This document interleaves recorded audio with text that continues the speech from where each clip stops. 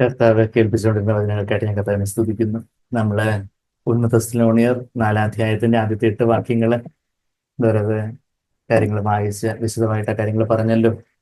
എന്താ നമ്മള് വിശുദ്ധീകരണത്തെ കുറിച്ചാണ് കേട്ടത് അല്ലേ? സാങ്ക്ടിഫിക്കേഷൻ, വിശുദ്ധീകരണം. നമ്മളുടെ ക്രിസ്ത്യ ജീവിതത്തില് എത്ര ടെൻസ് ഉണ്ട്? നമ്മൾ ഗ്രാമറിൽ എത്ര ടെൻസാ ഉള്ളേ? 3 ടെൻസ്. ഏതൊക്കെയാ? പാസ്റ്റ്, പ്രസന്റ്, ഫ്യൂച്ചർ അല്ലേ ജോഹാൻ? എത്ര ടെൻസാ ഉള്ളേ? പാസ്റ്റ്, ഭൂതകാലം, കഴിഞ്ഞത്, ഇത് കർത്താവ് നമ്മളെ തേടി വന്നു. ഇപ്പോ ഇപ്പോ ഉള്ള വർത്തമാനകാലം, പിന്നെ നാളെ കർത്താവ് നമ്മളെ കണ്ടുമുട്ടാനായിട്ട് വരുന്നു, ചേർക്കാനായിട്ട് വരുന്നു. അപ്പൊ അതിന് അതുപോലെ അപ്പൊ ക്രിസ്ത്യ ജീവിതത്തിൽ 3 ടെൻസ് ഉണ്ടെന്ന് പറഞ്ഞു.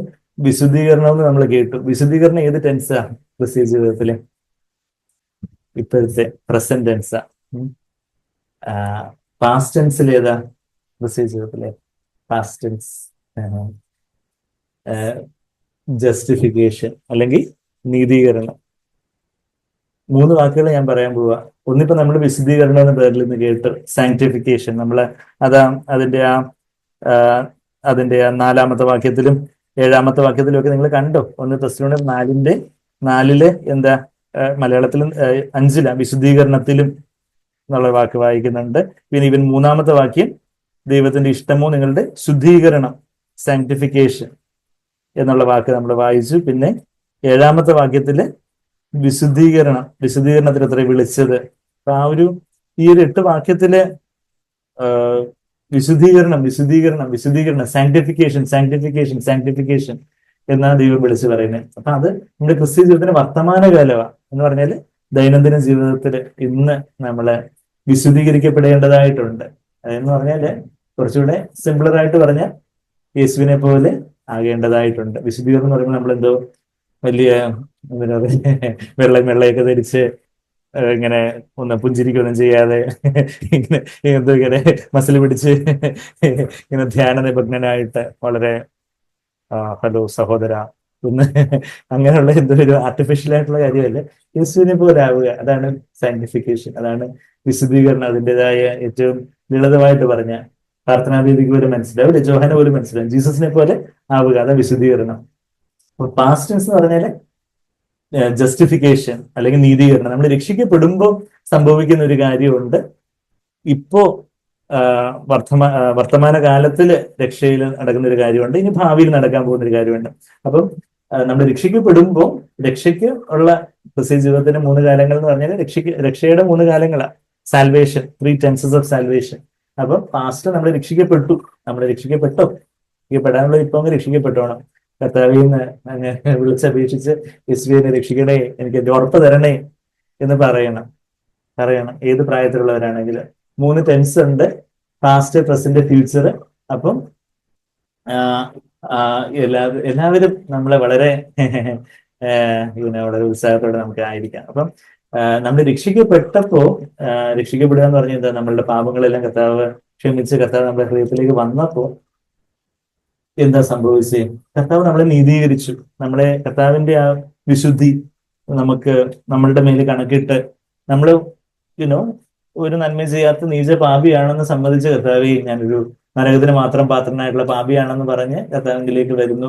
കർത്താവ് നമ്മളെ അങ്ങ് വിശുദ്ധീകരിക്കുന്നു. എന്ന് പറഞ്ഞാൽ കർത്താവിന്റെ കർത്താവിന്റെ റൈച്ചസ്നെസിന്റെ ഒരു ഉടുപ്പ് നമുക്ക് അങ്ങ് തന്നിട്ട് കർത്താവ് നമ്മളെ ജസ്റ്റിഫൈ ചെയ്യുന്നു. അത് നമ്മൾ റോമർ 3-ാം അധ്യായത്തിലും 4-ാം അധ്യായത്തിലും 5-ാം അധ്യായത്തിലും ഒക്കെ നമ്മൾ വായിക്കുന്നുണ്ട്. ഞാൻ അതിലേക്കൊന്നും പോകുന്നില്ല. ജസ്റ്റിഫൈഡ് കർത്താവ് അവിടുത്തെ കൃപയാൽ, അല്ലെങ്കിൽ പെട്ടെന്ന് ആ വാക്യങ്ങൾ വായിക്കണോ? കർത്താവിന്റെ കൃപയാല്, വിശ്വാസത്താല്, കർത്താവിന്റെ രക്തത്താല് നീതീകരിക്കപ്പെടുന്നു എന്നാ പറയുന്നത്. പെട്ടെന്ന് ആ വാക്യങ്ങൾ പെട്ടെന്ന് എടുത്തോ. റോമർ 3-ന്റെ 24-ാമത്തെ വാക്യത്തില് justified as a gift by his grace എന്ന് പറയുന്നുണ്ട്. എന്ന് പറഞ്ഞാൽ എന്താ? ക്രിസ്തുവില് വീണ്ടെടുപ്പ് മൂലം സൗജന്യമായത്രേ നീതീകരിക്കപ്പെടുന്നത്. അവിടുത്തെ കൃപയാൽ സൗജന്യമായത്രേ, അല്ലെങ്കിൽ അവിടുത്തെ കൃപയാൽ ആണ് നമ്മൾ നീതീകരിക്കപ്പെടുന്നതെന്നാണ് 24-ാമത്തെ വാക്യത്തിൽ. മലയാളത്തിൽ സൗജന്യമായത്രേ എന്ന് എഴുതിയിട്ടുണ്ട്. Justified as a gift by his grace. അവിടെ കൃപയാൽ എന്നുള്ള വാക്ക് താഴോട്ട് വരുന്നുണ്ടോ? ഓക്കെ. എന്തായാലും ബൈ ഹിസ് ഗ്രേസ് എന്ന് ഇംഗ്ലീഷിലുണ്ട്. ഞാൻ ഇപ്പം ഗ്രീക്കിലും കൂടെ പിന്നെ ചെന്ന് നോക്കാം. അപ്പൊ അവന്റെ കൃപയാൽ, അതിന്റെ വാക്യം തുടങ്ങുന്നതിന് അങ്ങനെയാണല്ലോ. അവന്റെ കൃപയാൽ ക്രിസ്തുയേശുവിന്റെ വീണ്ടെടുപ്പ് മൂലം സൗജന്യമായി ഇത്രയും നീതിരിക്കപ്പെടുക കർത്താവിന്റെ കൃപയാല്. അത് നമ്മുടെ എന്തെങ്കിലും പ്രവൃത്തി മൂലമല്ല. സാങ്ക്ടിഫിക്കേഷൻ എന്ന് പറയുമ്പോൾ നമ്മളുടെ ഒരു സഹകരണം വരുന്ന ഒരു വർത്തമാനകാലത്തിൽ വിശുദ്ധീകരണത്തിൽ നമ്മുടെ ഒരു കോഓപ്പറേഷൻ വേണം, നമ്മുടെ ഒരു സഹകരണം വേണം. എന്നാൽ ജസ്റ്റിഫിക്കേഷനിൽ വേണോന്ന് ചോദിച്ചാൽ ശരിയാണ്, നമ്മൾ റിപ്പന്റ് ചെയ്ത് കർത്താവിനെ നമ്മളെ തന്നെ ഏൽപ്പിക്കണം.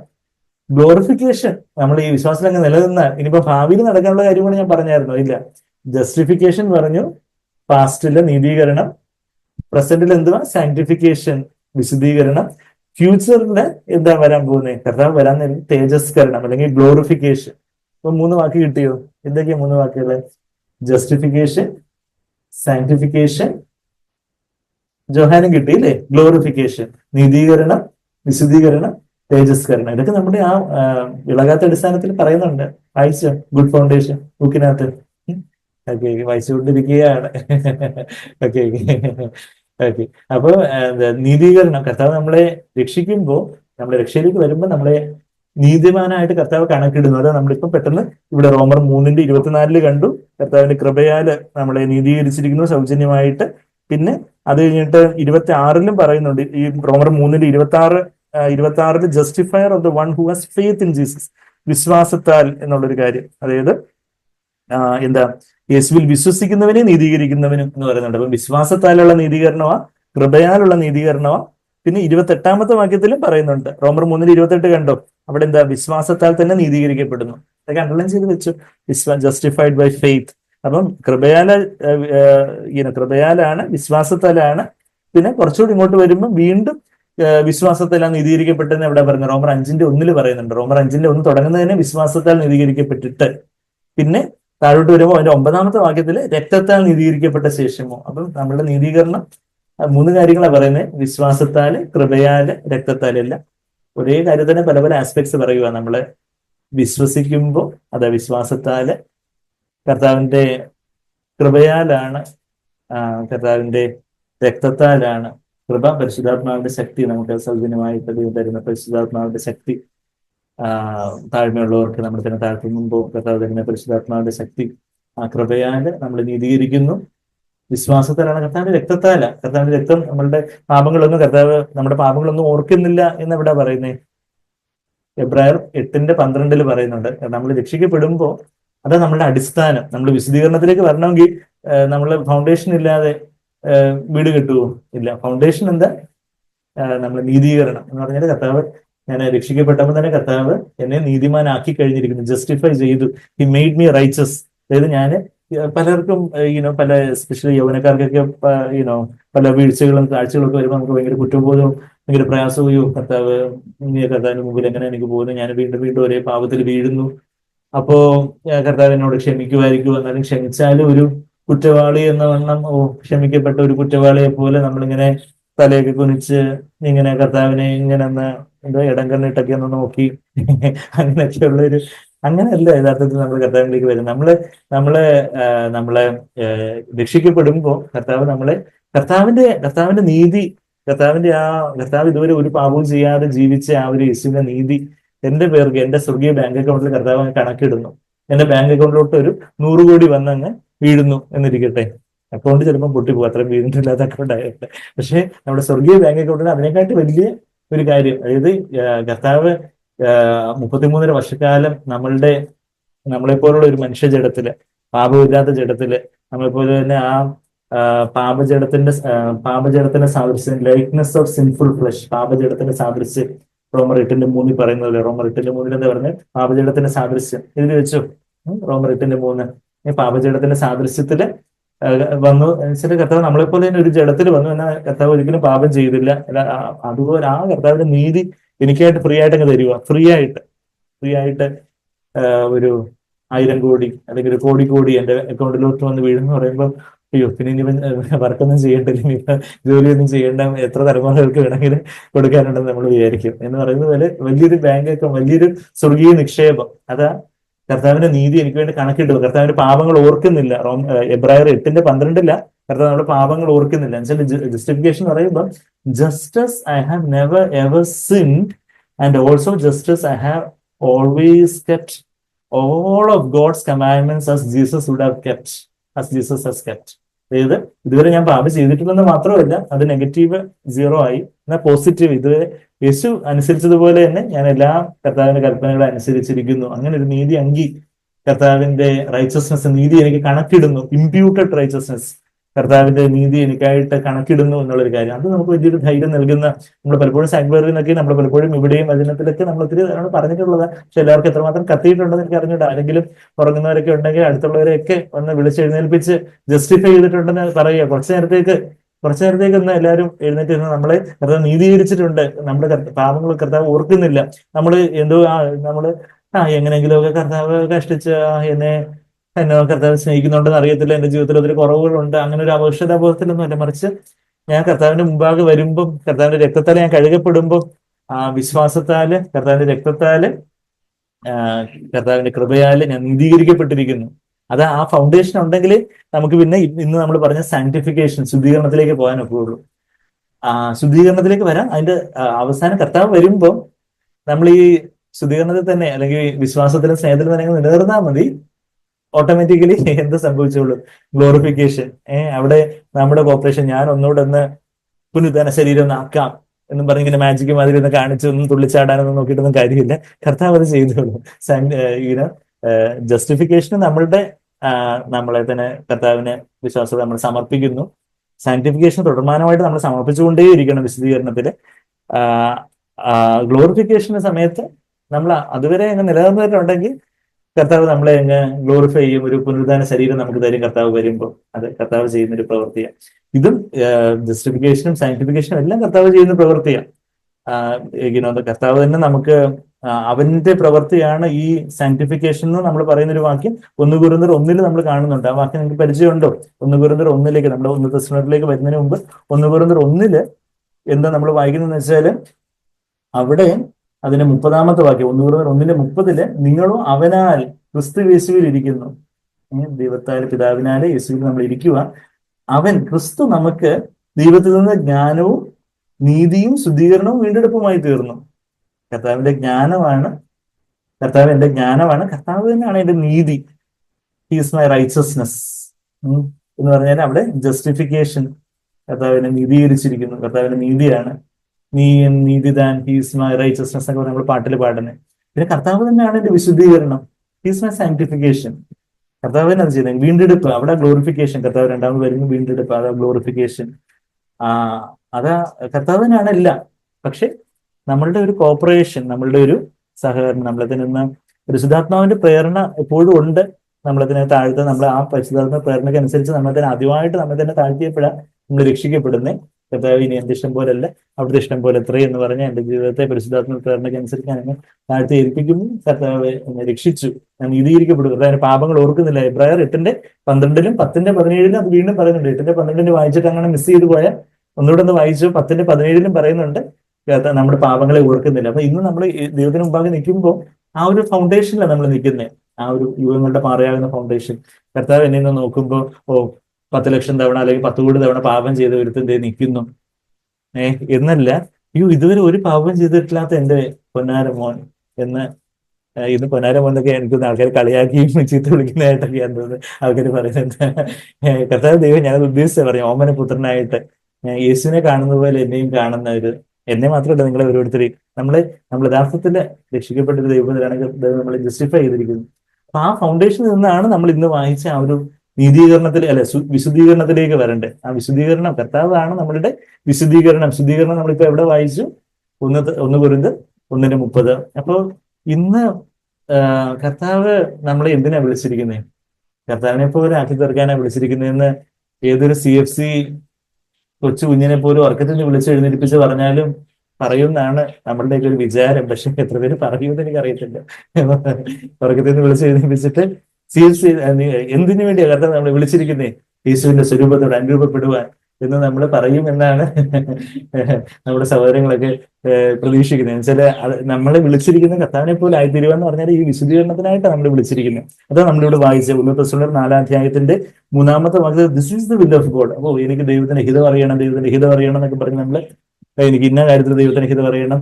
ഒമാനിലോട്ട് ജോലിക്ക് പോകണോ, അത് ദുബായിലോട്ട് ജോലിക്ക് പോകണോ, അല്ലെങ്കിൽ ഇന്ന ആ ജോബ് ഓപ്പർച്യൂണിറ്റി എടുക്കണോ വേണ്ടയോ, ദൈവത്തിന്റെ ഹിതം എന്താണെന്ന്, പല കാര്യത്തിലും ദൈവത്തിന്റെ ഹിതം എന്താണെന്നുള്ള കാര്യത്തിൽ ഇങ്ങനെ നമുക്ക് ചിലപ്പോ ഒരു ക്ലാരിറ്റി ഇല്ലായിരിക്കും. പക്ഷെ ദൈവത്തിന്റെ ക്ലാരിറ്റി ഉള്ള കാര്യമുണ്ട്.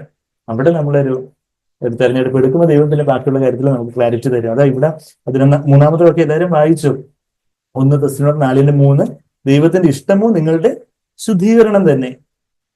നിങ്ങൾ ദുർനടപ്പ് വിട്ടൊഴിഞ്ഞ് ഓരോരുത്തരും ദൈവത്തെ അറിയാത്ത ജാതികളെ പോലെ കാമവികാരത്തിലൊക്കെ വിശുദ്ധത്തിലെ മാനത്തിലും താന്താന്റെ പാത്രത്തെ എന്ന് പറയാൻ നമ്മുടെ ശരീരത്തെ നേടിക്കൊള്ളട്ടെ, സൂക്ഷിച്ചു കൊള്ളട്ടെ എന്നുള്ളൊരു കാര്യം പറയുന്നത്.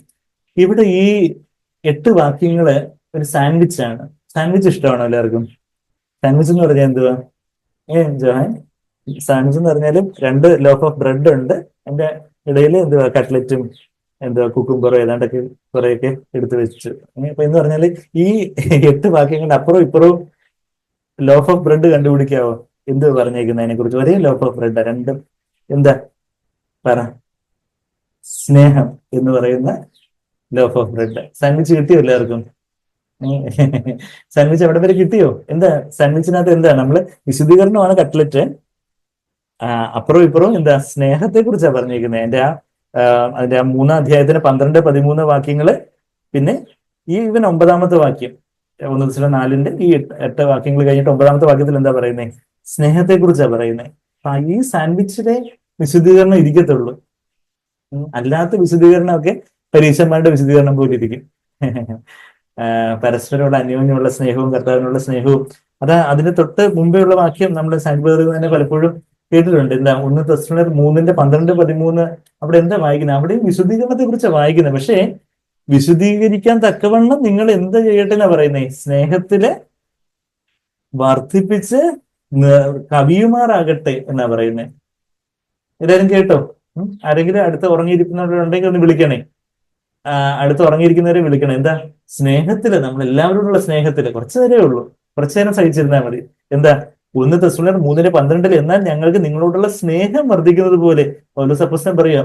പൗലോസ് അപ്പോസ്തലന് ഈ 1 Thessalonians എന്ന് പറയുമ്പോൾ ബൈബിൾ ക്വിസില് എന്താണ് 1 Thessalonians in the order of the books of the new ടെസ്റ്റ്മെന്റില് 1 Thessalonians പ്രത്യേകത എന്താ?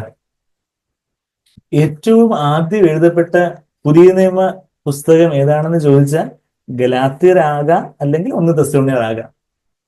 ചില പണ്ഡിതന്മാർ പറഞ്ഞ 1 Thessalonians ആണ് ആദ്യം എഴുതപ്പെട്ടതെന്ന് പറയുന്നത്, AD 52 എന്നാൽ ചില ബൈബിൾ പണ്ഡിതന്മാര് AD 49 ഗലാത്യർ എഴുതപ്പെട്ടിട്ടുണ്ട്, അതുകൊണ്ട് ഗലാത്യരാണ് ആദ്യം എഴുതപ്പെട്ടതെന്ന് പറയുന്നവരും ഉണ്ട്. ഏതായാലും one of the first books of the new testament, ദൈവം ആദ്യമായിട്ട് സഭയ്ക്ക് ഒരു പുസ്തകം എഴുതുക. മറ്റേ പഴയ നിയമത്തില് ഉൽപ്പത്തി മുതൽ മലാഖി വരെയുള്ള പുസ്തകങ്ങളുണ്ട്. ഇന്ന് പെന്തക്കോസ്ത് നാളിന് ശേഷം ആദ്യമായിട്ട് പരിശുദ്ധാത്മാവും പൗലോസാകുന്ന ഒരു മനുഷ്യനിലൂടെ ആദ്യത്തെ പുസ്തകം, അതിനുശേഷമാണ് പിന്നീട് സുവിശേഷങ്ങളും എല്ലാം എഴുതപ്പെടുന്നതൊക്കെ. നമ്മൾ അതിന്റെ ഓർഡർ ബൈബിളിലെ ആദ്യ സുവിശേഷങ്ങൾ, പിന്നെ ചരിത്രം, അപ്പോസ്തലപ്രവൃത്തികൾ, പിന്നെ ലേഖനങ്ങൾ, അങ്ങനെ പിന്നെ അവസാനം പ്രവചന പുസ്തകമായിട്ട് വെളിപ്പാട് പുസ്തകം വെച്ചേക്കണം എന്നുള്ളതേ ഉള്ളൂ. പക്ഷെ ആദ്യം എഴുതപ്പെട്ട പുസ്തകം ഒന്നുകിൽ ഗലാത്യ ലേഖനമായിരിക്കാം, അല്ലെങ്കിൽ തെസ്സലോനിയ ലേഖനമായിരിക്കാം. അപ്പൊ 1 Thessalonians 3:12-13 എന്താ പൗലോസ് പറയുന്നത്? എന്നാൽ ഞങ്ങൾക്ക് നിങ്ങളോടുള്ള സ്നേഹം വർദ്ധിക്കുന്നത് പോലെ. പൗലോസിന് അങ്ങ് തന്റെ ആത്മീയ മക്കളോടുള്ള സ്നേഹം ഇങ്ങനെ വർദ്ധിച്ചിരിക്കുക. എന്റെ കുഞ്ഞുങ്ങളോടുള്ള സ്നേഹം നമ്മുടെ അപ്പനമ്മമാർക്ക് അറിയാം. നമ്മുടെ കുഞ്ഞുങ്ങളോട് ഗൾഫിലൊക്കെ കുറെ നാൾ വർക്ക് ചെയ്തിട്ട് കുഞ്ഞുങ്ങളെ ഒന്ന് കാണാൻ വേണ്ടി വരുന്നതിന്റെ ഒരു ആക്രാന്തം, ഒരു ആവേശം. അപ്പൊ എന്നാൽ ഞങ്ങൾക്ക് നിങ്ങളോടുള്ള സ്നേഹം വർദ്ധിക്കുന്നത് പോലെ കർത്താവ് നിങ്ങൾക്ക് തമ്മിലും എല്ലാവരോടുമുള്ള സ്നേഹം വർദ്ധിപ്പിച്ചങ്ങ് കവിയട്ടെ, നിറഞ്ഞ് കവിയട്ടെ. അങ്ങനെ ഇങ്ങനെ എന്ന് പറഞ്ഞാൽ അങ്ങനെ in this way, so that നമ്മുടെ കർത്താവായ യേശു. കണ്ട വാക്യം ഏതാ? 1 Thessalonians 3:12-13 ഞാൻ ഈ വായിച്ചുകൊണ്ട് വരുന്നത്. ഇപ്പം 13 ഇപ്പം വായിക്കുക. ഇങ്ങനെ നമ്മളുടെ കർത്താവായ യേശു തന്റെ സകല വിശുദ്ധന്മാരുമായി വരുന്ന പ്രത്യക്ഷതയിൽ നമ്മുടെ ദൈവവും പിതാവുമായവന് മുമ്പാകെ വിശുദ്ധീകരണത്തിന് അധീനരായി വെളിപ്പെടും വണ്ണം നിങ്ങളുടെ ഹൃദയങ്ങളെ സ്ഥിരപ്പെടുത്തുകയും ചെയ്യുമാറാകട്ടെ. അപ്പൊ സ്നേഹത്തിൽ കവിഞ്ഞാലേ, so that you will be established in holiness. നമ്മള് യഥാർത്ഥത്തിൽ സ്നേഹമില്ലാത്ത വിശുദ്ധി പരീക്ഷ വിശുദ്ധി. അത് നമ്മുടെ സ്വയത്തിലുള്ള ഞാൻ ആ പാപം ചെയ്യുന്നില്ല, ഈ പാപം ചെയ്യുന്നില്ല, ഞാൻ ഇന്ന പാപത്തിൽ വീണിട്ട് ഇത്ര മാസം, ഇത്ര ദിവസം, ഇത്ര മണിക്കൂറായി, അതുകൊണ്ട് ഞാൻ വലിയ വിശുദ്ധനാണ് ഇന്ന് നമ്മൾ തന്നെ ഇങ്ങനെ കടിച്ചു പിടിച്ച് കോപിച്ചില്ല, എത്ര നാളായിട്ട് ഞാൻ കോപിക്കാതിരുന്നിട്ട് പക്ഷേ നമ്മളിൽ തന്നെ ഉള്ള നമുക്ക് എന്തെങ്കിലും നമുക്ക് തന്നെ ഒരു കൊമേഴ്സ്യുള്ള ഒരു വിശുദ്ധി ഉണ്ടെങ്കിൽ അതിന്റെ അടുത്ത് എന്താ ചവറ്റുകൊട്ട എവിടെയെങ്കിലും ഉണ്ടെങ്കിൽ അവിടെ ഇടാൻ കൊള്ളത്തില്ല. ഫ്ലഷ് ടാങ്കിൽ ഫ്ലഷ് ചെയ്യാൻ പോലും കൊള്ളാത്തൊരു സംഭവമാണ് നമ്മളുടെ പരീക്ഷ വിശുദ്ധങ്ങൾ. എന്നാൽ സ്നേഹത്തില് കർത്താവിനോടുള്ള സ്നേഹത്തില് നമ്മള് കർത്താവിനോടുള്ള സ്നേഹത്തിലും പരസ്പരമുള്ള സ്നേഹത്തിലും നിറഞ്ഞു കവിയുമ്പോഴാണ് നമ്മൾ ഈ വിശുദ്ധീകരണത്തിലേക്ക് നടക്കുന്നത്. അപ്പൊ സാൻഡ്വിച്ചിന്റെ ആദ്യത്തെ ബ്രെഡ് കിട്ടിയോ? താഴത്തെ ബ്രെഡ് എന്താ പറയുന്നത്? അതിന്റെ 1 Thessalonians 4:9 സഹോദരപ്രീതി സഹോദരപ്രീതിയെ കുറിച്ച് ഫിലാഡൽഫിയ സഹോദരപ്രീതി ബ്രദർലി ലവ് സഹോദരപ്രീതിയെ കുറിച്ച് നിങ്ങൾക്ക് എഴുതുവാൻ ആവശ്യമില്ലല്ലോ, അന്യോന്യം സ്നേഹിക്കുവാൻ നിങ്ങൾ നിങ്ങൾ ദൈവത്താൽ ഉപദേശം പ്രാപിച്ചതല്ലാതെ എന്ന് പറയുന്നുണ്ട്. അപ്പം നിങ്ങൾ എന്നെ സ്നേഹിക്കുന്നുവെങ്കിൽ എന്റെ കൽപ്പനകളെ പ്രമാണിക്കുന്ന എവിടെ എഴുതിയിരിക്കുന്നത്? If you love me you will obey my commandments. John 14:15 14 അധ്യായത്തിന്റെ യോഹന്നാൻ 14:15 23 പറയുന്ന കാര്യമായത്. യോഹന്നാൻ 14 അധ്യായത്തിന്റെ 15, 23 നമുക്ക് എഴുതി വെക്കാം. ഞാൻ അങ്ങോട്ട് പോകുന്നില്ല. കർത്താവിനുള്ള ഒരു സ്നേഹം, പരസ്പരമുള്ള ഒരു സ്നേഹം, അത് നിറഞ്ഞു കവിഞ്ഞ് ഒരു വിശുദ്ധിയായിട്ട് അത് പ്രതിഫലിക്കുന്നു. നമ്മളുടെ വിശുദ്ധീകരണം അത് സ്നേഹത്തില് വെച്ചാൽ നമ്മള് അശുദ്ധമായിട്ടുള്ളൊരു നോട്ടം അല്ലെങ്കിൽ കോപവും മോഹവും ആണല്ലോ കർത്താവിന് വളരെ ഗൗരവമുള്ള പാപങ്ങളായിട്ട് പറഞ്ഞിരിക്കുന്നത്. അതെന്താ കർത്താവ് സാൻഡ്ബേറിനോട് പലരും ചോദിക്കും, ബ്രദർ എന്തിനാ എപ്പോഴും ഈ കോപത്തെ കുറിച്ച് പറയുന്നത്, മോഹത്തെ കുറിച്ച് പറയുന്നത്? അപ്പം ബ്രദർ പറയും, നരകത്തിലേക്ക് പോകുന്ന കർത്താവ് വ്യക്തമായിട്ട് പറഞ്ഞിരിക്കുന്ന നിങ്ങൾ ഈ 2 പാപങ്ങൾ ഏത് പാപങ്ങളിൽ നിന്നാണോ മാനസാന്തരപ്പെട്ടില്ലെങ്കിൽ നിങ്ങൾ ഡയറക്റ്റായിട്ട് നരകത്തിലേക്ക് പോകും എന്നങ്ങ് പറഞ്ഞിരിക്കുന്ന ഏത് 2 പാപങ്ങളാണെന്ന് ചോദിച്ചാൽ അത് ഈ കോപവും മോഹവുമാണ്. എവിടെ? മത്തായി 5 അധ്യായത്തിന്റെ 21 മുതൽ 27 വരെയുള്ള വാക്യങ്ങൾ വായിച്ചാൽ നമുക്കറിയാം. അതിലേക്കൊന്നും പോകുന്നില്ല. അപ്പം ആ ഒരു കോപിക്കുന്ന കാര്യം, മോഹിക്കുന്ന കാര്യം, ബാക്കി ഒത്തിരി പാപങ്ങളുണ്ട്. അപ്പം എന്താ ഇപ്പൊ കോപം നമുക്ക് യഥാർത്ഥത്തില് എന്തുകൊണ്ടാ കോപം വരുന്നേ? സ്നേഹമില്ലാത്തതുകൊണ്ടാ കോപം വരുന്നേ. നമുക്ക് ഭാര്യയോട് ഭയങ്കര കോപം വരുന്നോ, എന്നാലും എന്നോട് ഇങ്ങനെ പറഞ്ഞു, അല്ലെങ്കിൽ ഞാൻ പറഞ്ഞ കാര്യം ചെയ്തില്ല, അല്ലെങ്കിൽ ഞാൻ പ്രതീക്ഷിച്ചതുപോലെ പെരുമാറിയില്ല, ഞാൻ പ്രതീക്ഷിച്ചതുപോലെ കാര്യങ്ങളെല്ലാം അത് ചെയ്തു വെച്ചില്ല, അല്ലെങ്കിൽ ഭർത്താവിനോട് നമുക്ക് ഭയങ്കര കോപം വരുന്നു. എന്നാലും ഇങ്ങനെയാണ്, കല്യാണം കഴിച്ച നാൾ മുതൽ ഇങ്ങനെയാണ്, എപ്പോഴും തൊണ്ടിക്കൊണ്ടിരിക്കും എന്നൊക്കെ പറഞ്ഞ് നമുക്ക് ഭർത്താവിനോട് ഭയങ്കര കോപം വരികയെന്നിരിക്കട്ടെ. അപ്പൊ അതിന്റെ അർത്ഥം നമുക്ക് സ്നേഹമില്ലെന്ന് അതിന്റെ അർത്ഥം. കർത്താവിനോടുള്ള സ്നേഹം കുറഞ്ഞ് പരസ്പരമുള്ള സ്നേഹം കുറഞ്ഞ് നമ്മൾ മോഹിക്കും, ദുർമോഹം. നമ്മളൊരു സ്ത്രീയെ ഈശോയോടെ നോക്കുന്നെങ്കിൽ ഹൃദയത്തിൽ വ്യഭിചാരം ചെയ്തിരിക്കുന്നു എന്ന് പറയുമ്പോൾ യഥാർത്ഥത്തില് കർത്താവ് രക്തം ചൊരിഞ്ഞ് വീണ്ടെടുത്ത ഒരു ആളെ, ഒരു വ്യക്തിയെ നമ്മള് ദുർമോഹത്തോടെ നോക്കുന്നു എന്ന് പറയുമ്പോൾ അത് നമുക്ക് യഥാർത്ഥത്തിൽ ദൈവികമായിട്ടൊരു സ്നേഹമില്ലാത്തതുകൊണ്ടാണ്. അപ്പോ സ്നേഹം നിറഞ്ഞു കവിയുന്നു വരുന്നത്. അപ്പൊ ഞാൻ ഇങ്ങനെ എഴുതി വെച്ചു, എന്താ, ലവ് ഓവർഫ്ലോസ് as ഹോളിനെസ് എന്ന് എഴുതി വെച്ച. സ്നേഹം വിശുദ്ധിയായിട്ട് നിറഞ്ഞു കവിയുന്നു എന്ന് പറയാം. സ്നേഹം നമ്മളിലെ പരിശുദ്ധാത്മാവിനെ നിറഞ്ഞു കവിയുമ്പോൾ അത് വിശുദ്ധിയായിട്ട്, കോപമാവട്ടെ, മോഹമാവട്ടെ, പിന്നെന്താ, നമുക്ക് ക്ഷമിക്കാൻ പറ്റാത്ത അവസ്ഥ എന്താ? സ്നേഹമില്ലാത്തതുകൊണ്ടാ. പിന്നെന്താ, നമുക്ക് അസൂയ, ആകുലതയൊക്കെ വരുന്നതിന് കാരണവും നമ്മളുടെ സ്വയത്തെ നമ്മൾ കൂടുതൽ സ്നേഹിക്കുന്നുണ്ട്, കർത്താവിനെ സ്നേഹിക്കാതെ. നമുക്ക് ആകുല ചിന്തകളൊക്കെ വരുന്നത്, അയ്യോ നാളെ എന്താവും, മറ്റന്നാൾ എന്താവും, അയ്യോ അയ്യോ എന്ത് പറ്റും, ഇനിയിപ്പോ വല്ല ബോംബ് ഇങ്ങോട്ട് വന്ന് വീഴുവോ, പാകിസ്ഥാൻ ഇങ്ങോട്ട്, നമുക്ക് ഒരു റെഡ് ക്രോസ് ഒക്കെ ഇവിടെ വരച്ചു വെച്ചാല്, ഇപ്പൊ എന്തായാലും കുരിശ് വരയ്ക്കാത്തവരൊക്കെ കുരിശ് വരയ്ക്കുവാണ്. ഇപ്പൊ ആശുപത്രികളുടെ മേലെ റെഡ് ക്രോസ് വരച്ചാല് എന്തോ ഇതിനകത്ത് പറഞ്ഞാൽ നമ്മുടെ അവിടെ അഴികല് അവിടെ PCയിലെ ഗവൺമെന്റ് ഹോസ്പിറ്റലുകളിലൊക്കെ ദൈവം കർത്താവ് അതുകൊണ്ട് എല്ലാരെ കൊണ്ട് കുരിശ് വരപ്പിക്കുന്ന ഒരു ഘട്ടമാണ് നമ്മളെ കടന്നു പോകുന്നത്. ദൈവം എല്ലാം നന്മയ്ക്കായിട്ട് ചെയ്യുന്നത് കുരിശിലാണ്. ഇപ്പോഴത്തെ ഓരോ ഡോക്ടർ സിമ്പിളൊക്കെ വരച്ചു വെക്കാനൊന്നും പറ്റത്തില്ല.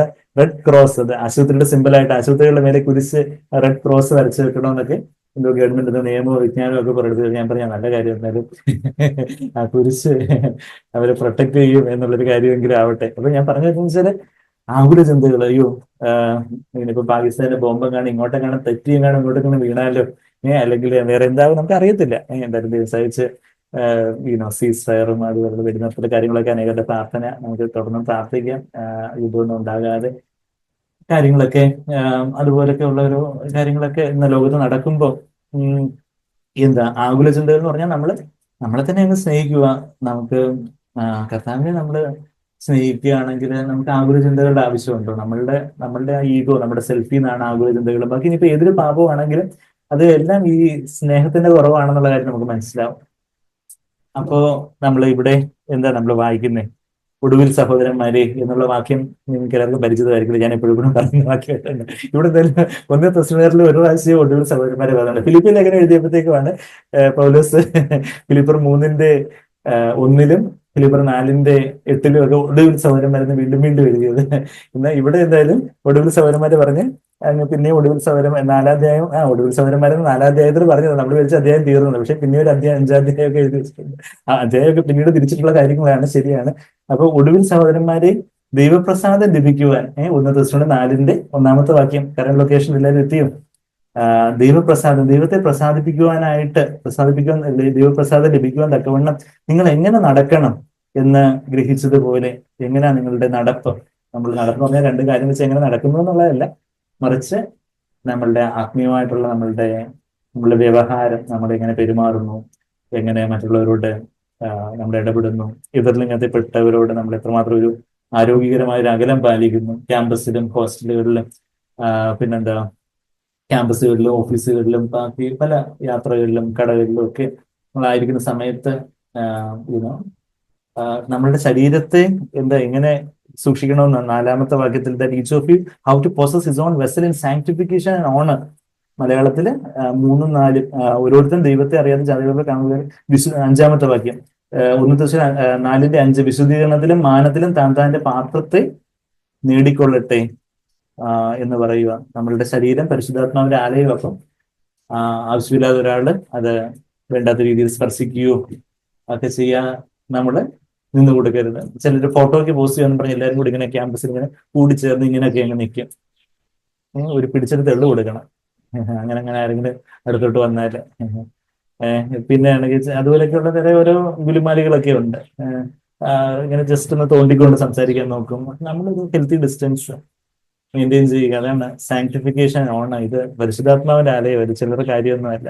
ഇപ്പൊ അത് നമ്മൾ ആൺകുട്ടികളായാലും നിങ്ങള് ഇപ്പൊ ക്യാമ്പസിലോട്ട് വേറെ ഇതിലോട്ടൊക്കെ പോകുമ്പോൾ ഓരോരുത്തർ വന്ന് വേണ്ടാത്ത രീതിയിൽ പെൺകുട്ടികൾ വരെ അതുപോലെ ഫ്ലട്ടേഷ്യസ് ആയിട്ട് വന്നൊക്കെ ഇങ്ങനെ കൈ തൊടാനും ഓഫ്കോഴ്സ് കൈ കൊടുക്കുന്ന ഒരു മാന്യതയുടെ നിലയിൽ കൈ കൊടുക്കുന്നതിന് കുഴപ്പമില്ല. എങ്കിൽ പോലും അത് നമ്മളായിട്ട് ഇനിഷ്യേറ്റീവ് എടുക്കേണ്ട കാര്യമില്ല. വേറെ ആരെങ്കിലും ഇങ്ങോട്ട് കൈ തൊടണം, നമ്മളങ്ങനെ കൈ കൊടുക്കുന്നു, അത് കുഴപ്പമില്ല. ഓരോരുത്തരുടെ കൾച്ചറൽ ആയിട്ടുള്ളതെന്ന് പറഞ്ഞ് നമ്മൾ ഇനിഷ്യേറ്റീവ് എടുക്കാതിരിക്കാൻ, സ്ത്രീയെ തൊടാതിരിക്കുകയാണെങ്കിൽ നല്ലതെന്നുള്ള കാര്യമാണ് എവിടെ വായിച്ചിരിക്കുക, എവിടെ നമ്മൾ എഴുതിയിരിക്കുന്ന 1 തെസ്സലോനിക്കർ 1 കൊരിന്ത്യർ 7:1 നമ്മൾ വായിക്കുന്നുണ്ട്. ഗുഡ് ടച്ചും ബാഡ് ടച്ചും അല്ല, നോ ടച്ച് ആണെന്ന് വിക്ടർ വേർ പറഞ്ഞതുപോലെ. അതാണ് സേഫ് ആയിട്ടുള്ള കാര്യം. ആ ഒരു മാരേജ് ബെഡിന് വിവാഹത്തിന്റെ കിടക്ക് സാങ്ക്ടിഫിക്കേഷന്റെ കാര്യമൊക്കെ ബ്രദർ അത് വായിച്ചു. എബ്രായർ 13:4 വാക്യമൊക്കെ, ഞാൻ അതിലേക്കൊന്നും വീണ്ടും പോകുന്നില്ല. അപ്പൊ നമ്മൾ എന്താ വായിക്കുന്നേ? നിങ്ങൾ എങ്ങനെ നടക്കുന്നു, എങ്ങനെ നമ്മൾ നടക്കണ്ടേ? 2 രീതിയിൽ നടക്കാം. എന്താ ഗേറ്റ് എന്ന് ഇംഗ്ലീഷിൽ ഒരു വാക്കുണ്ട്, GAIT. നമ്മുടെ ഈ ഗേറ്റ് അല്ല, മറ്റൊരു GATE ഗേറ്റ്. GAIT എന്ന് പറഞ്ഞാൽ വേ യു വാക്ക്.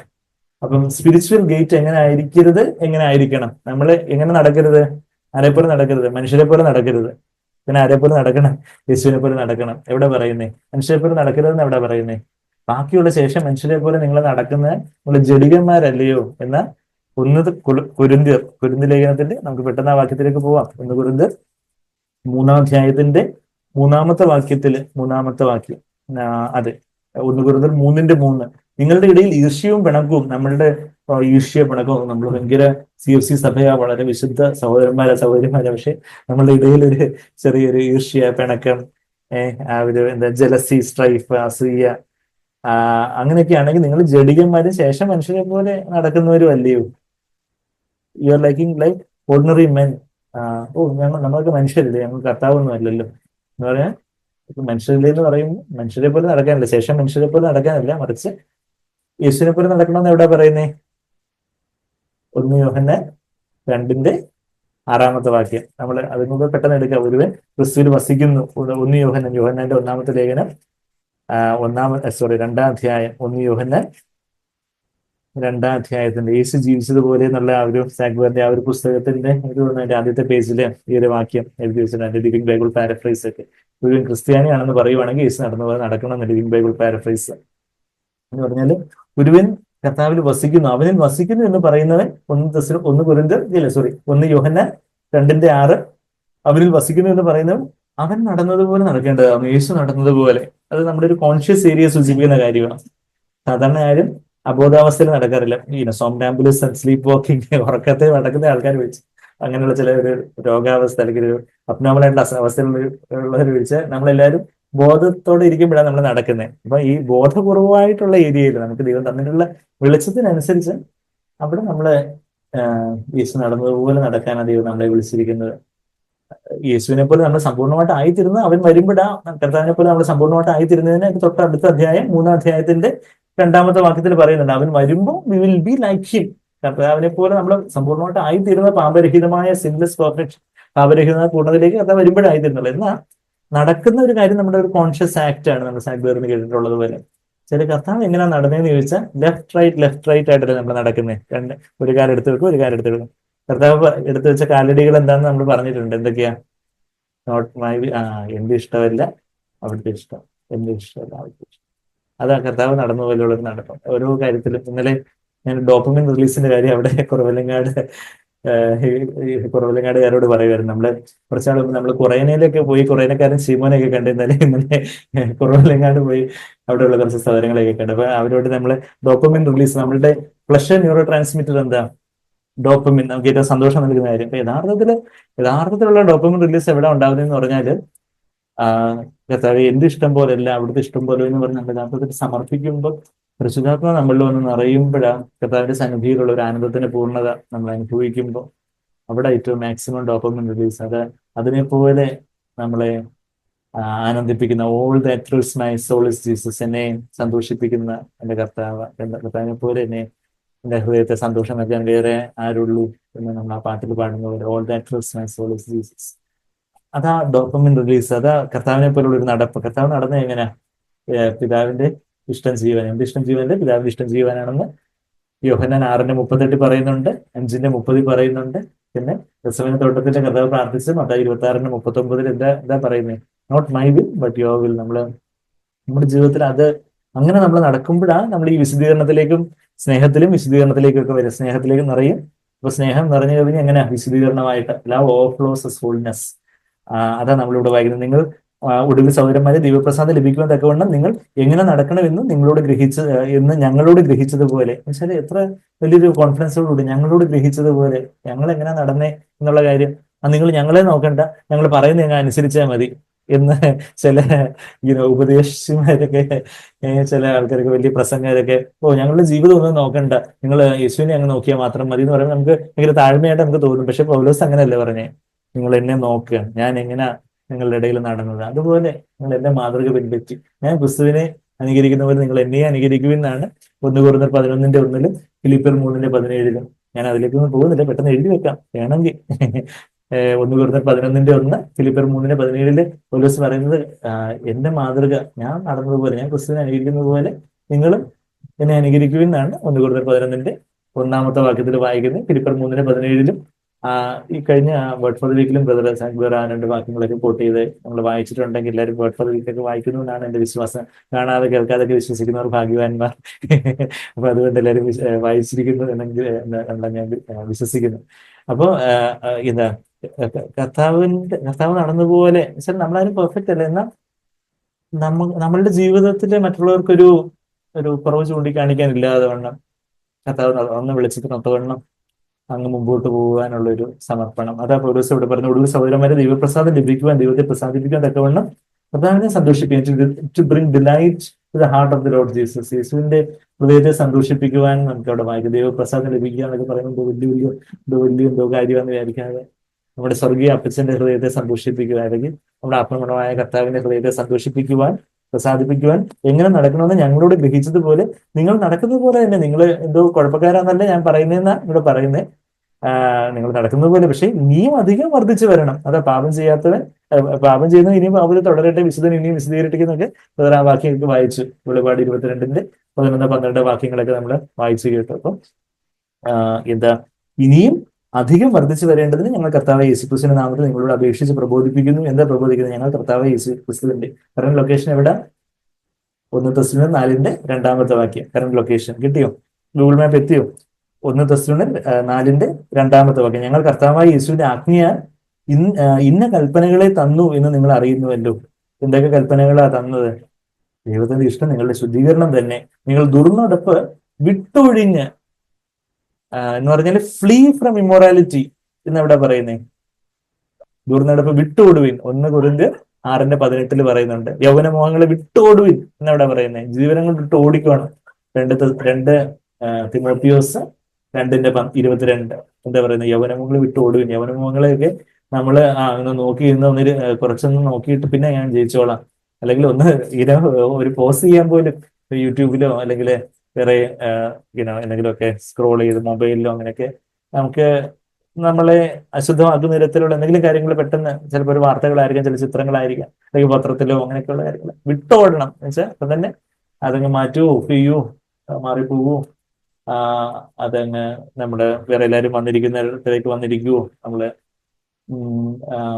ഇന്നലെ ചില യൗവനക്കാരൊക്കെ 1-to-1 കൗൺസിലിങ്ങിനായിട്ടൊക്കെ വന്നപ്പോൾ അവരിങ്ങനെ ഒരു ഇങ്ങനെ ഈ ഒരു ഫോണോഗ്രഫിയുടെ കാര്യവും ഒക്കെയുള്ള കാര്യങ്ങളൊക്കെ തുറന്ന് പറയുന്നുണ്ടായിരുന്നു. അപ്പം ഇവിടെ ചില എല്ലാവരും ഉള്ളിടത്ത് മാത്രം മൊബൈൽ ഫോൺ യൂസ് ചെയ്താൽ മതി. ബാക്കി ഒളിച്ചും പാത്തും ഒക്കെ യൂസ് ചെയ്യുമ്പോഴാണ് നമുക്ക് വേറെ ഓരോ ടെൻഡേഷൻസും കാര്യങ്ങളും ഒക്കെ വരുന്നത്. എല്ലാവരും ഇരിക്കത്തൊക്കെ ഉണ്ടാവും, എല്ലാവർക്കും നമ്മൾ എന്താ നോക്കുന്നതെന്ന് കാണത്തക്ക രീതിയിൽ. അപ്പൊ അങ്ങനെയൊക്കെയുള്ള ഒരു വിട്ടോടി. അതാ 2 തിമോത്തിയോസ് 2:22, 1 കൊരിന്ത്യർ 6:18 എന്താ? ദുർനടപ്പ് വിട്ടോടുവിൻ, ഫ്ലീ ചെയ്യണം എന്ന് വെച്ചാൽ ജീവനം കൊണ്ട്. ഇപ്പൊ പെട്ടെന്നൊരു പുലി വരുന്നു, അപ്പം എങ്ങനെയായിരിക്കും നമ്മളെല്ലാ വേൾഡ് റെക്കോർഡെല്ലാം ബ്രേക്ക് ചെയ്തുകൊണ്ടായിരിക്കും ഓടുന്നത്, ജീവനം കൊണ്ട്. നമുക്ക് ഇല്ലാത്ത അഡ്രിനാലിൻ റഷൊക്കെ ഉണ്ടായി. അതുപോലെ വിട്ടോടണം എന്നാണ്. പിശാച് വന്നാൽ നമ്മള് അവനെ എതിർത്ത് നിൽക്കണം.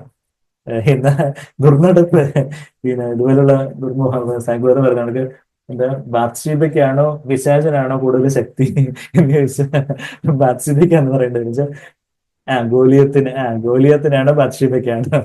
അതെ, ഗോലിയത്തിനാണ്. വെച്ചാൽ ദാവീദ് ഗോലിയത്തിനെ ജയിച്ചു വന്നാൽ ബാത്ഷീബയെ ജയിക്കാൻ പറ്റിയില്ല എന്ന് വെച്ചാൽ ഗോലിയത്തിനെ ജയിച്ചു. പക്ഷേ ബാത്ഷീബയെ വിട്ടോടുന്നതിന് പകരം മട്ടുപ്പാവര് ഉലാത്തിക്കൊണ്ടൊക്കെ ഇരുന്ന് അദ്ദേഹം വീണുപോയി.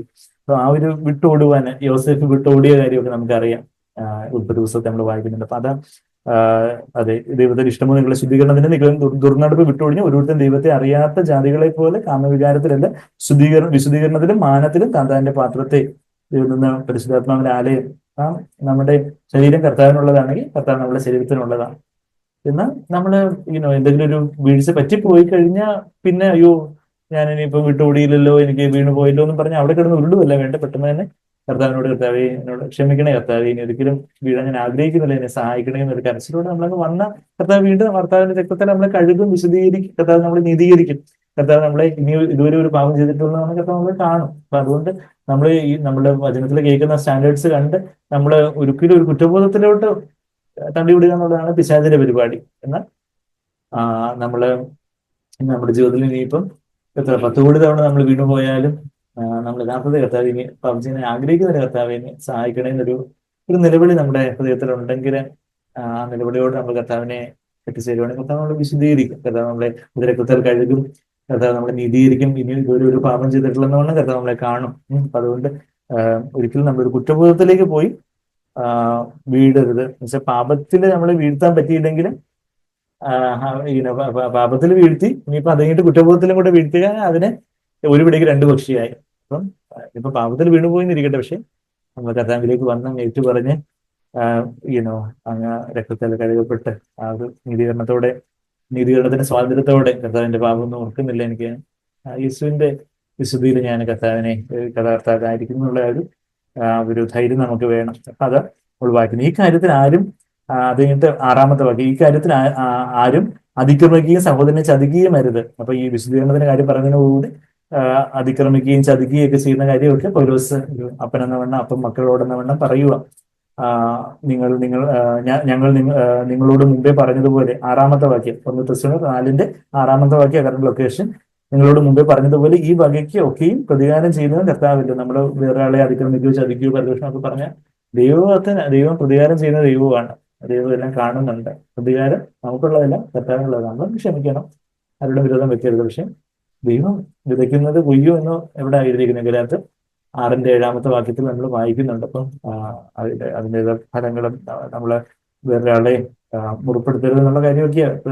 അതിക്രമിക്കുക എന്ന് പറയുമ്പോൾ അവിടെ 6 വാക്യത്തിൽ ട്രാൻസ്ഗ്രസ് ആൻഡ് ഡിഫ്രോഡ് ഹിസ് ബ്രദർ, ചില ഒരു ചതിക്കുക, ചൂഷണം ചെയ്യുക, അങ്ങനെയൊക്കെയുള്ള കാര്യങ്ങളൊക്കെ പ്രതികാരം ചെയ്യുന്നു കർത്താവല്ലോ. 7 വാക്യം, ദൈവം നമ്മെ അശുദ്ധിക്കുന്ന വിശദീകരണത്തിന് അത്ര വിളിച്ചത് ആകയാൽ തുച്ഛീകരിക്കുന്നവൻ മനുഷ്യനെ അല്ല, തന്റെ പരിശുദ്ധാത്മാവിനെ നിങ്ങൾക്ക് തന്ന ദൈവത്തെ എന്നാണ് എഴുതിയിരിക്കുന്നത്. തരുന്ന ദൈവത്തെ തന്നെ തുച്ഛീകരിക്കുന്നു. He who gives his Holy spirit.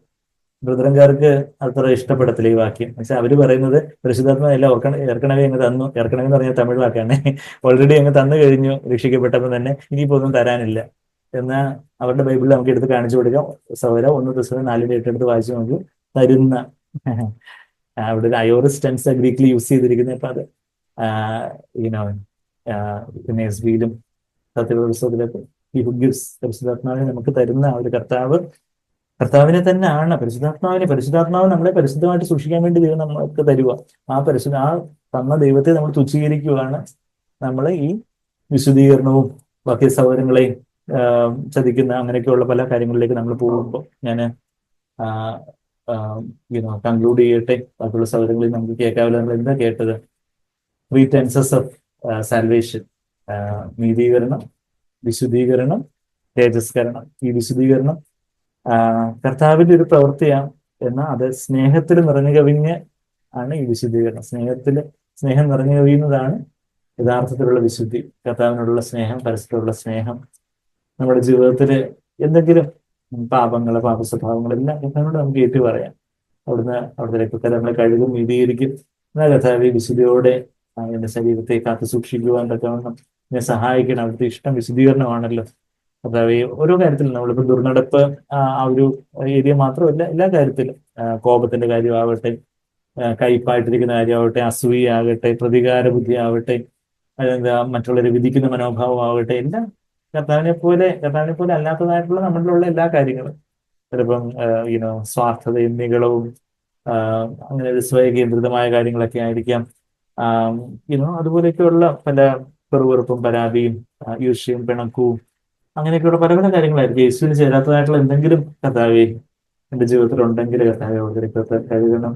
അതേപോലെ തന്നെ ജീവിക്കാൻ എന്നെ അങ്ങ് നടന്നതുപോലെ നടക്കാൻ ലെഫ്റ്റ് റൈറ്റ് മാർച്ച് ചെയ്ത് കർത്താവിന്റെ ഇഷ്ടം പോലെ അവിടുത്തെ ഇഷ്ടം പോലെ എന്ന് പറഞ്ഞ് അവിടുത്തെ ആത്മാവിനെ അറിയപ്പെട്ട് അങ്ങ് നടന്നപോലെ ഈ ഭൂമിയിൽ നടക്കുവാൻ കർത്താവിനെ സഹായിക്കണമേ എന്നുള്ളത് ഒരു സമർപ്പണത്തോടെ നമ്മളെ ആയിരിക്കാൻ കർത്താവ് നമ്മളെ ഓർപ്പിച്ച വാക്യങ്ങൾ ഇവിടെ നമ്മളുടെ ജീവനായിട്ട്, നിത്യജീവനായിട്ട്, സമൃദ്ധിയായ ജീവനായിട്ട് നമ്മളുടെ അരുടെ ചെയ്ത വാക്യങ്ങൾ നമുക്ക് ദൈവത്തിൽ ഗ്രഹിക്കാം, ഏറ്റെടുക്കാം, അവരുടെ തന്നെ എത്തിച്ചു കൊടുക്കാം. കർത്താവിനോട് ചേർന്ന് നടക്കാനുള്ള ഒരു ഭാഗ്യം നമുക്ക് ഇന്ത്യൻ പ്രസിഡന്റോ പ്രൈം മിനിസ്റ്ററോ അല്ലെങ്കിൽ അമേരിക്കൻ പ്രസിഡന്റോ പ്രൈം മിനിസ്റ്ററോ ഒക്കെ ചേർന്ന് നമുക്ക് കുറച്ച് നേരം ടൈം കിട്ടുവാണെങ്കിൽ അത് വലിയൊരു ഭാഗ്യമായിട്ട് ലോകത്തിലെ ആൾക്കാരൊക്കെ കരുതും.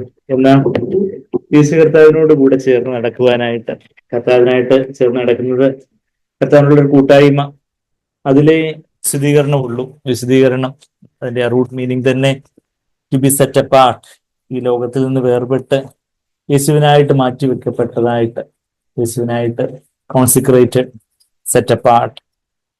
ഇതെന്ത് ഭാഗ്യം! യേശുനാഥനോട് 242 പാട്ട്, ഈ കർത്താവിനോട് ചേർന്ന് ഞാനിതാ ഇത്ര ശ്രേഷ്ഠനായിട്ടുള്ള എന്റെ കർത്താവ്, ഇത്ര ശ്രേഷ്ഠനാഥൻ എന്റെ ഫ്രണ്ടായിട്ട് മാറി. എന്റെ മിത്രമായിട്ട് എന്റെ കർത്താവ് മാറിക്കഴിഞ്ഞു. ഒരിക്കലും പിരിഞ്ഞു പോവിടാത്ത ഒറ്റ സ്നേഹിതൻ. ഒരു ദിവസവും എനിക്ക് ശരിക്കും സൽപ്രബോധനങ്ങളൊക്കെ തന്ന് താങ്ങി നടത്തും. അവനോട് തുല്യനായിട്ട് വേറെ ആരും ഇല്ല. അവിടുന്ന് കരുത്തനാണ്. അവിടുത്തെ കരുത്തനാൽ എന്നെ ഒരുത്തിനും പിടിച്ച് വേർതിപ്പിക്കാനായിട്ട് പിശാചിനൊന്നും അടുത്ത് വരാൻ പോലും ഒക്കത്തില്ല. യൂദയുടെ സിംഹമാണ് അവിടുന്ന്. വിശുദ്ധമായി വരുവതൊന്നുമേ വിശുദ്ധമായി വരുവതൊന്നും ഏതുമേ ഭയന്നിട, അതിന് വിരുദ്ധമായിട്ട് വരുന്നത് ഒന്നും ഞാൻ ഭയപ്പെടുന്നില്ല എന്നൊക്കെയുള്ള കാര്യം നമ്മൾ വായിക്കണം. അനാഥനല്ല ഞാൻ, അനുഗ്രഹാവകാശിയായിട്ട് ഞാൻ സ്വയമായിട്ട് എന്തെങ്കിലും അയ്യോ എന്നെ തന്നെ നോക്കി ഇങ്ങനെ വിശദീകരിക്കുന്ന ഒരു കാര്യമല്ല, മറിച്ച് കർത്താവിലേക്ക് നോക്കി. കർത്താവാണ് എന്റെ വിശുദ്ധീകരണം. Is my sanctification. 1 Corinthians 1:30 നമ്മൾ കണ്ടു. കർത്താവാണ്. അനാഥനല്ല ഞാൻ, അനുഗ്രഹാവകാശിയായിട്ട് എനിക്ക് യേശുവിനെ നോക്കിയാൽ മതി. അനാഥ നിർണയപ്രകാരം അവിടുന്ന് വിളിച്ചു. വിനാശിയൊന്നും ഇല്ല എനിക്ക്, അനാമയം ദുഃഖം കൂടാതെ എനിക്ക് വസിക്കാം. നശിക്കുന്ന ഈ ധരയ്ക്കുള്ളില് ധരയ്ക്ക് മീതിലുള്ളതൊക്കെ നശിച്ചു പോയാലും കർത്താവിന്റെ വാക്കൊരിക്കലും നശിച്ചു പോകത്തില്ല. അതുകൊണ്ട് എനിക്ക് അതിൽ തന്നെ രസിച്ച് വിശ്വസിച്ച് അത് വിശ്വസിച്ച് നിശ്ചയമായിട്ട് വസിക്കാം. പ്രമോദമായിട്ട് ഈ ലോകത്തിലെ ആൾക്കാരൊക്കെ പറയുന്ന കാര്യങ്ങളൊക്കെ പ്രമാദമെന്നറിഞ്ഞ് ഞാൻ അവനടുത്തണഞ്ഞതിനാല് പ്രസാദമുള്ളത്, കർത്താവിന് എന്താണ് പ്രസാദമുള്ളതെന്നറിഞ്ഞ് ഞാൻ അവനോട് ചേർന്ന് ഞാൻ വസിക്കാം എന്നുള്ളൊരു കാര്യം നമ്മളിവിടെ വായിക്കുന്നത്. കർത്താവിന് പ്രസാദകരമായിട്ട് കർത്താവിനോട് ചേർന്ന് നടക്കുവാനും വിശുദ്ധി, അത് യേശുവിനോടൊപ്പം ഉള്ളൊരു നടപ്പാണ്. കർത്താവിനോട് കൂടി ചേർന്ന് കർത്താവിന്റെ കൂടെ കർത്താവ് നടന്നതുപോലെ നടക്കണമെങ്കിൽ കർത്താവിനെ നോക്കി കർത്താവിനോടുള്ള കൂട്ടായ്മയിൽ ഇപ്പോഴും കർത്താവിനോടുള്ളൊരു സംസാരത്തിന്, ഒരു ചാറ്റിംഗ് വിത്ത് ദ ലോർഡ്, കർത്താവിനോട് ഇപ്പോഴും ഒരു കോൺവെർസേഷനോടുകൂടി കർത്താവിനോടുകൂടി സംസാരിച്ചുകൊണ്ട് കർത്താവിൽ നിന്ന് കേട്ടുകൊണ്ട് നടക്കുന്നൊരു ജീവിതം, അങ്ങനൊരു ജീവിതത്തിലേക്ക് നമ്മൾ തന്നെ സമർപ്പിച്ചുകൊണ്ട് ആ വലിയൊരു ഭാഗ്യാവസ്ഥ, കർത്താവിന്റെ ഫ്രണ്ടായിട്ട് മാറിക്കഴിഞ്ഞു, എത്ര വലിയൊരു ഭാഗ്യമാണെന്നുള്ള ആ ഒരു വലിയ പ്രത്യാശയോടെ കർത്താവിന്റെ കരങ്ങളെ ഒരിക്കൽ കൂടി ചേർത്ത് പിടിച്ചുകൊണ്ട് ഒരുമിച്ച് നമുക്ക് പാടാം. ഇതിന്തു ഭാഗ്യമീശുനാഥനോടു ചേർന്നു ഞാനിതാ, ഇതെന്തു ഭാഗ്യം യേശുനാഥനോടു ചേർന്നു ഞാനിതാ, ഇത്ര ശ്രേഷ്ഠനാഥനെന്റെ മിത്രമായി ഭവിച്ചു, ഇത്ര ശ്രേഷ്ഠനാഥനെന്റെ മിത്രമായി ഭവിച്ചു, ഇതെന്തു ഭാഗ്യം യേശുനാഥനോടു ചേർന്നു ഞാനിതാ, ഒരിക്കലും പിരിഞ്ഞു പോയിടാത്തൊരുറ്റ സ്നേഹിതൻ, ശരിക്കു സൽപ്രബോധനങ്ങൾ തന്നു താങ്ങിടുന്നവൻ, തനിക്കു തുല്യനില്ല ഭൂവിൽ അന്യനിത്ര നല്ലവൻ, തനിക്കു തുല്യനില്ല ഭൂവിൽ അന്യനിത്ര നല്ലവൻ, ഇതെന്തു ഭാഗ്യമീശുനാഥനോടു ചേർന്നു ഞാനിതാ, കരുത്തനാമവൻ കരത്തിനാൽ പിടിച്ചിരിക്കയാൽ, ഒരുത്തനും പിടിച്ചു പിരിക്കുവാൻ കഴിഞ്ഞിടാ, വിരുദ്ധമായി വരുവതൊന്നുമേതുമേ ഭയന്നിടാ, വിരുദ്ധമായി വരുവതൊന്നുമേതുമേ ഭയന്നിടാ, ഇതെന്തു ഭാഗ്യം യേശുനാഥനോടു ചേർന്നു ഞാനിതാ, ധനല്ല ഞാനിനി അനുഗ്രഹാവകാശിയായി, അനാദി നിർണയ പ്രകാരം എന്നെയും വിളിച്ചതാൻ, വിനാശമില്ലെനിക്കിനി അനാമയം വസിച്ചിടാം, വിനാശമില്ലെനിക്കിനി അനാമയം വസിച്ചിടാം, ഇതെന്തു ഭാഗ്യം യേശുനാഥനോടു ചേർന്നു ഞാനിതാ, നശിക്കുമീ ധരയ്ക്കുമീതിലുള്ളതൊക്കെ എങ്കിലും നശിക്കയില്ല നാഥന അവന്റെ വാക്കൊരിക്കലും, വസിച്ചിടാമതിൽ രസിച്ചു വിശ്വസിച്ചു നിശ്ചയം, വസിച്ചിടാമതിൽ രസിച്ചു വിശ്വസിച്ചു നിശ്ചയം, ഇതെന്തു ഭാഗ്യം യേശുനാഥനോടു ചേർന്നു ഞാനിതാ, പ്രമോദമെന്നു ഭൂമയ ഗണിച്ചിടുന്നതൊക്കെയും പ്രമാദമെന്നറിഞ്ഞു ഞാനവനടുത്തണഞ്ഞതാൽ, പ്രസാദമുള്ളതെന്തവനെന്നറിഞ്ഞമർന്നിടാ, പ്രസാദമുള്ളതെന്തവനതെന്നറിഞ്ഞമർന്നിടാ, ഇതെന്തു ഭാഗ്യം യേശുനാഥനോട് ചേർന്നു ഞാനിതാ. ഇതെന്തു ഭാഗ്യം യേശുനാഥനോട് ചേർന്നു ഞാനിതാ. കർത്താവിനോട് ചേർന്ന് നടക്കുന്ന എത്ര വലിയൊരു ഭാഗ്യപദവി. അതെ കർത്താവേ, ഈ പ്രപഞ്ചത്തില്, ഈ ഭൂലോകത്തില് വളരെ ചുരുക്കം പേർക്ക് മാത്രം ലഭിച്ചിട്ടിരിക്കുന്ന വലിയ വലിയ അവാർഡാണല്ലോ കർത്താവേ. ഏതൊരു നോബൽ പ്രൈസിനെക്കാട്ടിലും, ഏതൊരു ഭാരതരത്നയെക്കാട്ടിലും എല്ലാം കർത്താവേ, ഏതൊരു ജ്ഞാനപീഠത്തെക്കാട്ടിലോ വലിയ വലിയ വലിയ വലിയ അവാർഡുകളെക്കാട്ടിലെല്ലാം വലിയ പദവി, റെക്കഗ്നിഷൻ, ഏതൊരു ഓസ്കാർ അവാർഡിനെക്കാട്ടിലും വലിയൊരു അവാർഡാണ് എൻ്റെ കർത്താവിനോട് കൂടെയുള്ള നടപ്പാട്. യേശുവിന്റെ പൈതലായിട്ട് കർത്താവിന്റെ ആ അണിപഴുതുള്ള തിരുക്കരങ്ങളിൽ ചേർന്ന് കൈകോർത്ത് നടക്കാൻ പറ്റുന്ന ഒരു ഭാഗ്യപദവി. ഇന്ന് ലോകത്തിൽ അനേകര് അനാഥരായിട്ട് അവര് ഇങ്ങോട്ട് പോകണമെന്നറിയാതെ അവര് ദുർനടപ്പിലും അശുദ്ധിയിലും കോപത്തിലും വൈരാഗ്യത്തിലും പ്രതികാരത്തിലും അസൂയയിലും നിഗളത്തിലും കയ്പിലും വിരോധത്തിലും പരാതിയിലും പെറുപെറുപ്പിലും മറ്റുള്ളവരെ വിധിക്കുന്ന മനോഭാവത്തിലും ഒക്കെ അങ്ങനെ വലിയ വലിയ ചെളിക്കുഴിയില് അവര് അനാഥരായിട്ട് കർത്താവെ കിടന്നുകൊണ്ടിരുമ്പോൾ, കർത്താവെ ഞങ്ങൾക്ക് എന്ത് യോഗ്യതയുണ്ട് കർത്താവെ, അങ്ങ് പേര് ചൊല്ലിയോ, അങ്ങനെ പേര് ചൊല്ലി എന്നെയും വിളിച്ചല്ലോ, ജീവിക്കാന്ന് കൽപ്പിച്ചല്ലോ. ഞാനും അങ്ങനെ ആയിരുന്നു. ആ ചെളിക്കുഴിയിലെ രക്തത്തിൽ വാർന്നൊലിച്ച് ഒരു കിടന്ന ദയതോന്നാതെ ഞാനും ഇരുന്ന അവസ്ഥയില് കർത്താവെ അവിടുന്ന് കടന്നുപോയി ജീവിക്കുക, സമർത്ഥമായി ജീവിക്കുക എന്ന് കൽപ്പിച്ചായിരുന്നു. നാഥനെ നന്ദി കർത്താവെ, നന്ദി പിതാവേ. എത്ര വലിയൊരു ഭാഗ്യം കർത്താവിന്റെ കരത്തോട് ചേർന്ന് കർത്താവെ ആ മാർഗയുടെ ഊഷ്മളത, ആ ചൂടറിഞ്ഞ് കർത്താവെ സ്വസ്ഥതയോടെ വിശ്രമിച്ചുകൊണ്ട് നടപ്പാൻ ഈ മരുഭൂമിയിലൂടെ നടന്നു വരുന്ന ഒരാള് വരുന്നത് ആര്? മണവാളിനോട് ചേർന്ന് മണവാളിന്റെ മാറോട് ചാരി നടക്കുന്ന ലീനിങ് ഓൺ ഹെർ ബിലവഡ്. അതെ, പ്രിയന്റെ മേൽ ചാരി വരുന്ന മണവാട്ടി. അതെ കർത്താവെ, ഞങ്ങൾക്ക് ഈ മരുഭൂവാസത്തില് അങ്ങേര് ചാരി അല്ലാതെ കർത്താവെ ഈ ഭൂമിയിൽ നിങ്ങൾക്ക് നടക്കാൻ സാധിക്കത്തില്ലല്ലോ. അങ്ങ് നടന്നതുപോലെ നടക്കണം, അങ്ങക്ക് യോഗ്യമാവണ്ണം നടക്കണം കർത്താവെ, താഴ്മയോടെ നടക്കണം കർത്താവെ. ആ ഉന്നത വിളിക്ക് യോഗ്യമാവണ്ണം, ആ സ്വർഗീയ വിളിക്ക് ഓഹരിക്കാരായിട്ട് നടക്കണമെങ്കിൽ ഞങ്ങൾ എത്ര അശക്തരാണ് കർത്താവെ, ഞങ്ങൾ എത്ര അയോഗ്യരാണ്, ഞങ്ങൾ എത്ര നിസ്സഹായരാണ്. ഞങ്ങൾ ആത്മാവിലെ ദരിദ്രത്തോടെ ആ വിശുദ്ധത്തോടെ അങ്ങിലേക്ക് നോക്കുന്നു. അവിടെ ആത്മാവിനാൽ ഞങ്ങളെ നിറച്ച് പരിശുദ്ധാത്മാവെ യേശുവിന്റെ സാന്നിധ്യം ഞങ്ങൾക്ക് അനുഭവവേദിയാക്കി തരണം. കർത്താവിന്റെ കരുത്തിന്റെ ചൂട് അനുഭവവേദിയാക്കി തരണമേ. കർത്താവിന്റെ മാകുലെ ഊഷ്മളത അനുഭവവേദിയാക്കി തരണമേ. പ്രിയന്റെ മേൽ ചാരി വരുന്നവളായിട്ട് കർത്താവിന്റെ മേൽ ചാരിക്കൊണ്ട്, സിയോൻ സഞ്ചാരി ഞാൻ യേശുവിൽ ചാരിക്കൊണ്ട് തന്നെ കർത്താവിൽ നടക്കുവാൻ ഞങ്ങളെ സഹായിക്കണമേ. അല്ലാതെ ഞങ്ങളായിട്ട് നെഞ്ചും പിടിച്ച് നടന്ന എപ്പം വീണുപോയി, എപ്പം കർത്താവെ വീണ് താറടിയായി പോയി എന്ന് ചോദിച്ചാൽ മതിയല്ലോ.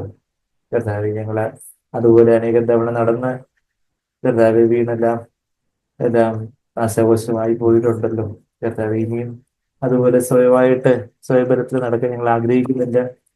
കർത്താവെ യാക്കോബ് വടിയിലൂന്നി നടന്നതുപോലെ, നദിയിലൂന്നി അങ്ങേ ആരാധിച്ചതുപോലെ കർത്താവെ ഞങ്ങളെ അങ്ങയിൽ ചാരി നടക്കട്ടെ, അങ്ങയുടെ കരം ചേർന്ന് നടക്കട്ടെ.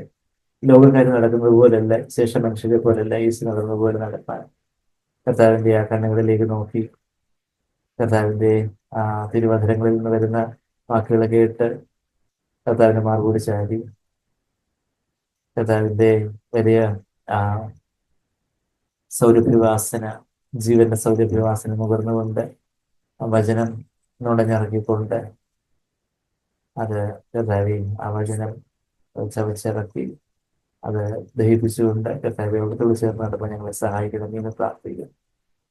അതെ കർത്താവെ, ഞങ്ങളുടെ നടപ്പ് അത് ഒരു പടി കൂടെ മേലോട്ട് വരുവാൻ അവിടുന്ന്, ഇവിടെ കയറി വരിക എന്ന് അവിടുന്ന് നമ്മളോട് പറയുന്നുവല്ലോ. നന്ദി കർത്താവിനകത്ത്. ശരിയാണ്, ഞങ്ങളുടെ ഒരു വിഷയം ബാക്കി ഞങ്ങളുടെ ബന്ധുക്കളെക്കാട്ടിലോ സുഹൃത്തുക്കളെക്കാട്ടിലോ ബാക്കി അനേക സഭകളെക്കാട്ടിലും ഒക്കെ കർത്താവെ ഞങ്ങളുടെ കർത്താവെ ആ ഒരു വിശുദ്ധിയും അവിടത്തേക്ക് പ്രിയമുള്ള പ്രസാദമുള്ള പല കാര്യങ്ങളും കാണുമായിരിക്കും. എങ്കിലും കർത്താവെ അതുകൊണ്ടൊന്നും തൃപ്തിപ്പെട്ട് ഞങ്ങളെ തന്നെ ഒരു സ്വയപ്രശംസയിലായി പോകാതെ കർത്താവെ ഒരു പടി കൂടെ മേലോട്ട് കയറി അങ്ങോട്ട് ചേർന്ന് അടുത്ത് വരുവാൻ ഞങ്ങളെ സഹായിക്കണമേ. യേശു നടന്നതുപോലെ എന്റെ ഇഷ്ടം പോലെയല്ല പിതാവിന്റെ ഇഷ്ടം പോലെ എന്ന് പറഞ്ഞ് താഴ്ത്തി ഏൽപ്പിച്ചുകൊണ്ട് അവിടുത്തെ ആത്മാവിനെ നിറയപ്പെട്ട് നടക്കുവാൻ ഞങ്ങൾ സഹായിക്കും. നന്ദി കർത്താവേ, നന്ദി.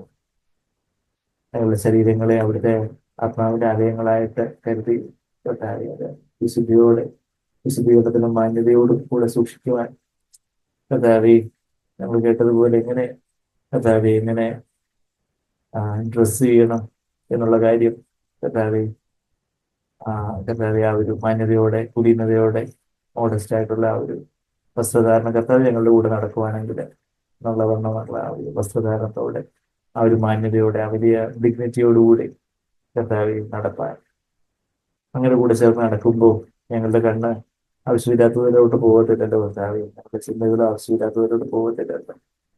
ഞങ്ങളെ സഹായിച്ചാൽ അവിടുത്തെ പുനഃനാമത്തെ മഹത്വപ്പെടുത്തി അവിടുത്തെ ആത്മാവിനെ നിറച്ചാക്കാൻ അവിടുന്ന് സഹായിക്കണമേ കർത്താവെ. സഹായിക്കണം. ഞങ്ങളെ നീതീകരിച്ച് ഞങ്ങളെ വിശദീകരിച്ച് നാളെ ഒരു നാളില് ഞങ്ങളെ തിരസ്കരിക്കാൻ വരുന്ന കർത്താവെ അങ്ങേപോലെ ഞങ്ങളെ ആക്കി തീർക്കണമെന്ന് പ്രാർത്ഥിക്കുന്നു. കർത്താവെ നന്ദി. കർത്താവെ നന്ദി. ഞങ്ങളെ നീതീകരിച്ചതിനായിട്ട് നന്ദി. ഇതുവരെ ഞങ്ങൾ ഒരു പാപവും ചെയ്തിട്ടില്ലെന്ന് പറഞ്ഞാൽ അവിടെ ഞങ്ങളെ കാണുന്നതിനായിട്ട് നന്ദി പറയും. ആ സ്വാതന്ത്ര്യത്തോടെ എപ്പോഴെങ്കിലും ഏതെങ്കിലും വീഴ്ച സംഭവിച്ചാൽ പോലും കർത്താവെ അതിലൊരു കുറ്റബോധത്തിന് അടിമപ്പെട്ട് വിചാരിച്ചിട്ട് വേറെ കുഴിയിൽ ചെന്ന് വീണു പോകാതെ കർത്താവെ പെട്ടെന്ന് തന്നെ അത് രക്തത്താൽ കഴുകപ്പെട്ട് അവിടുന്ന് ഞങ്ങളുടെ പാപങ്ങളെ ഒന്നും ഓർക്കുന്നില്ല എന്നുള്ള വലിയ നീതീകരണത്തിന്റെ വലിയ സ്വാതന്ത്ര്യത്തോടെ ആ പ്രിയയിലെ തന്നെ മണവാട്ടിയിൽ യാതൊരു ഊനവും തന്നെ യാതൊരു ന്യൂനതയും കുറവും കാണുന്നില്ലെന്ന് പറഞ്ഞതുപോലെ കർത്താവെ ഞങ്ങളെ അതുപോലെ ആ സ്നേഹകണ്ണുകളായാലും നോക്കുന്ന അവിടുത്തെ സ്നേഹനയനങ്ങൾക്കായിട്ട് ഞങ്ങളെ സ്തുതിക്കുന്നു. നന്ദി കർത്താവെ. യേശുവേ അദ്ദേഹത്തെ അവിടത്തേക്ക് പ്രസാദകരമായിട്ട് അവിടുത്തെ ഹൃദയത്തെ സന്തോഷിപ്പിക്കത്തക്ക വണ്ണം നടക്കുവാൻ ഞങ്ങളെ സഹായിച്ചായിട്ട് അവിടുത്തെ പുനഃനാമത്തെ മഹത്വപ്പെടുത്തിയായിട്ട് നന്ദി കർത്താവെ. ഞങ്ങൾക്ക് ഞങ്ങളെ കേൾപ്പിച്ച വചനം ഓർമ്മയിനി ഫലമായിട്ട് ഞങ്ങളിലായി തീരത്തെ സഹായിക്കണമെങ്കിൽ പ്രാർത്ഥനയുടെ കുശിപ്പിക്കുന്നതെല്ലാം യേശു കർത്താവിന് വലിയ മധുരമുള്ള നാമത്തിൽ ആമേൻ.